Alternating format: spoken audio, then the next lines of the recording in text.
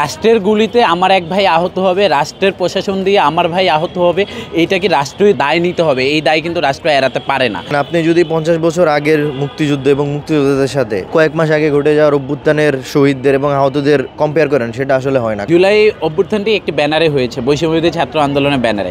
এখানে ক্রেডিট নেওয়ার কোনো অপশন নাই। মুক্তিযোদ্ধাদের তৃতীয় প্রজন্মের সাথে জুলাই অভ্যুত্থানের ফ্রন্টলাইনারদের তুলনা করার কোনো সুযোগ নেই। রাষ্ট্রের গুলিতে আমার এক ভাই আহত হবে, রাষ্ট্রের প্রশাসন দিয়ে আমার ভাই আহত হবে, এইটা কি রাষ্ট্রই দায় নিতে হবে? এই দায় কিন্তু রাষ্ট্র এড়াতে পারে না।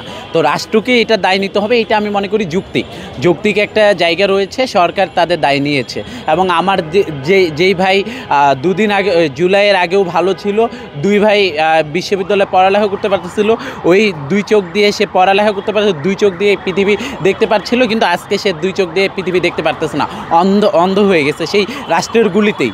তো সেই জায়গাটা রাষ্ট্রকে তো এটা দায় নিতে হবে। রাষ্ট্র দায় নিয়ে সেই মুক্তিযোদ্ধা, আপনার যেটি বলছেন 71-এর সময় কিন্তু আমরা একটা রাষ্ট্রের জন্য যুদ্ধ করেছি, কিন্তু আমি যখন যেই রাষ্ট্রের মধ্যে অভ্যন্তরীণ একটা যুদ্ধের মধ্যে রাষ্ট্রের গুলিতে আমার ভাই আহত হবে, তাকে মুক্তিযোদ্ধা ভাতা দেবে, এটা খুবই প্রাসঙ্গিক এবং যুক্তিক। মাঠের অলরাউন্ডার আমি, আর ঘরের allrounder Tilex toilet cleaner. Clean মানেই টাইলক্স। জুলাই অভ্যুত্থানটি একটি ব্যানারে হয়েছে, বৈষম্যবিরোধী ছাত্র আন্দোলনের ব্যানারে। এখানে ক্রেডিট নেওয়ার কোনো অপশন নাই। এটা বৈষম্যবিরোধী ছাত্র আন্দোলন, এটি আস্থার জায়গায় রয়েছে এবং আগামীতেও ক্রান্তি লগ্নে এই বৈষম্যবিরোধী ছাত্র আন্দোলন ব্যানারটি আরও এই মুক্তিযুদ্ধের একটি আইকনিক একটি প্ল্যাটফর্ম হিসেবে থাকবে এবং দেশ জাতির স্বার্থে যে কোনো মুহূর্তেই এই প্ল্যাটফর্মে সকল মানুষ, সকল রাজনৈতিক মতাদর্শের মানুষ একত্রিত হবে। এটি আইকনিক, এটি নিয়ে কোনোভাবেই কেউ ক্রেডিটের রাজনীতি করতে পারবে না, কেউ কোনোভাবেই এটিকে মানে আমি করছি, অমুক করছি, তমুক না। এটি স্পষ্ট বৈষম্যবিরোধী ছাত্র আন্দোলনের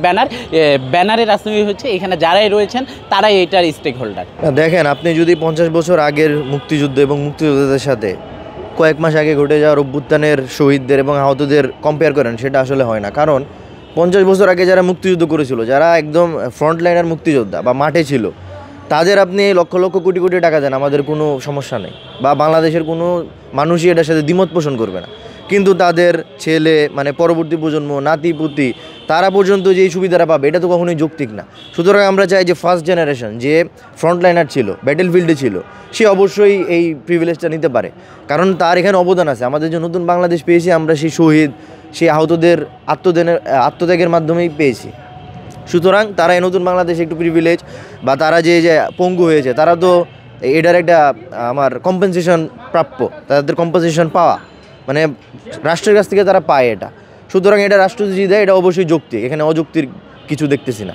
আমি যদি এখন এসে যদি আমি শহীদদেরকে এবং আহতদেরকে কোনো অ্যামাউন্ট বা কোনো কম্পেনসেশন দিতে অস্বীকার করি, সেটা বরং মুক্তিযুদ্ধের সাথে সাংঘর্ষিক হবে। কারণ মুক্তিযোদ্ধারা তৎকালীন সময়ে ভাতা পাইছে, আমার একটা অ্যামাউন্ট পেয়েছে, ঘর পেয়েছে, বাড়ি পেয়েছে, চাকরি পেয়েছে। সুতরাং মুক্তিযোদ্ধাদেরকে যেটা দেওয়া হয়েছে, যেটার সাথে আমাদের কোনো দ্বিমত নাই, সেটাই 24-এ এসে এই অভ্যুত্থানের যে শহীদ, অভ্যুত্থানের যে যারা আত্মত্যাগ করেছে, তাদেরকে দেওয়া হচ্ছে।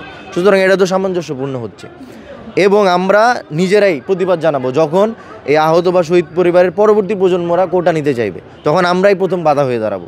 সুতরাং এখানে মুক্তিযোদ্ধাদের তৃতীয় প্রজন্মের সাথে জুলাই অভ্যুত্থানের ফ্রন্টলাইনারদের তুলনা করার কোনো সুযোগ নেই।